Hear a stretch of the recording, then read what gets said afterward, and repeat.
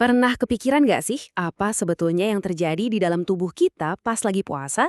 Ternyata ya, di balik rasa lapar itu ada semacam kekuatan super tersembunyi yang lagi aktif.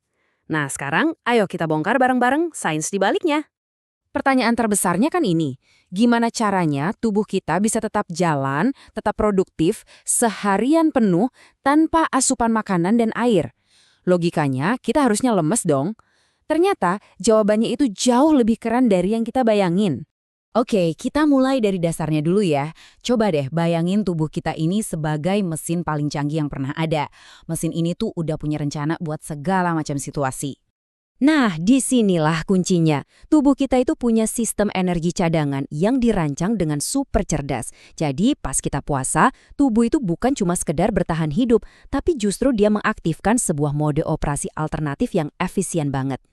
Oke, sekarang ayo kita bedah lebih dalam lagi. Kita bakal jalan-jalan, jam demi jam, buat ngelihat apa sih yang sebetulnya terjadi di dalam tubuh kita selama seharian puasa.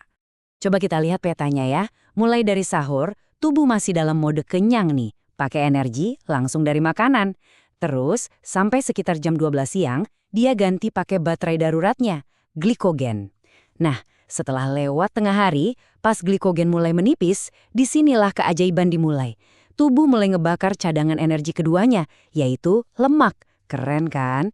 Baru deh jelang buka puasa, tubuh masuk mode efisiensi maksimal.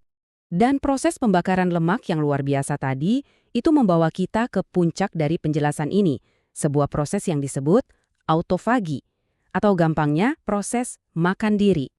Kedengarannya ngeri ya, tapi ini justru bagus banget.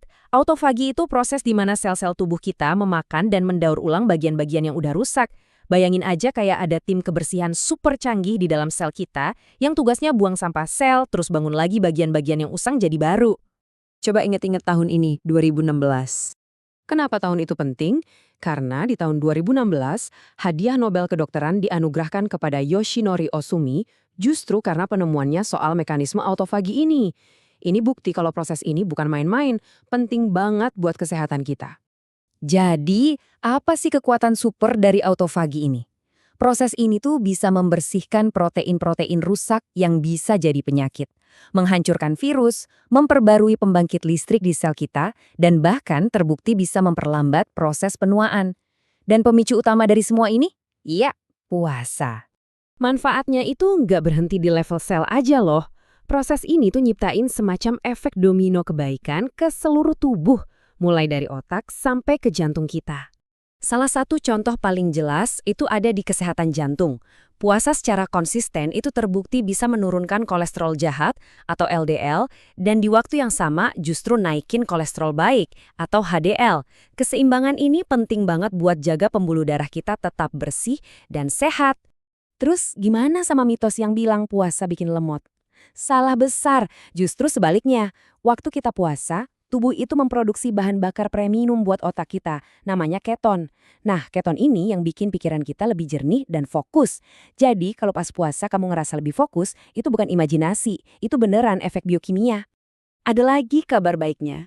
Puasa juga bantu menurunkan tekanan darah, menurunkan kadar trigliserida atau lemak dalam darah, dan yang paling penting, mengurangi peradangan sistemik, yang jadi akarnya banyak penyakit kronis. Dan ini mungkin salah satu penemuan yang paling mengejutkan. Riset dari University of Southern California nunjukin kalau puasa itu bisa memicu regenerasi seluruh sistem kekebalan tubuh kita. Jadi, tubuh kita itu seolah-olah ngeriset dirinya sendiri. Buang sel-sel imun yang udah tua, lalu bikin pasukan sel darah putih baru yang lebih kuat dan seger. Tentu aja, buat dapetin semua manfaat luar biasa ini, cara kita puasanya juga harus benar.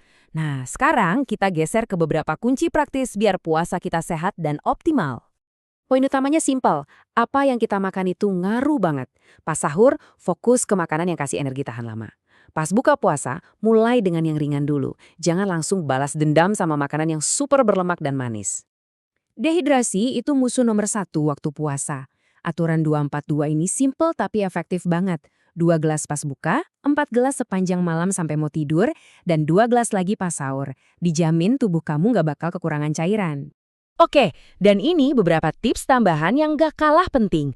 Jangan pernah skip sahur, tetap gerak badan tapi yang ringan aja, utamakan kualitas tidur, dan yang paling utama, Kalau kamu punya kondisi medis tertentu, wajib konsultasi dulu ke dokter sebelum puasa ya. Jadi, buat penutup, saya mau ninggalin satu pemikiran ini buat kalian. Lain kali, pas lagi puasa di tengah hari dan rasa lapar itu datang, jangan anggap itu sebagai penderitaan. Coba deh sebaliknya, tersenyum. Anggap aja itu notifikasi dari tubuhmu yang bilang kalau dia lagi kerja keras di dalam sana.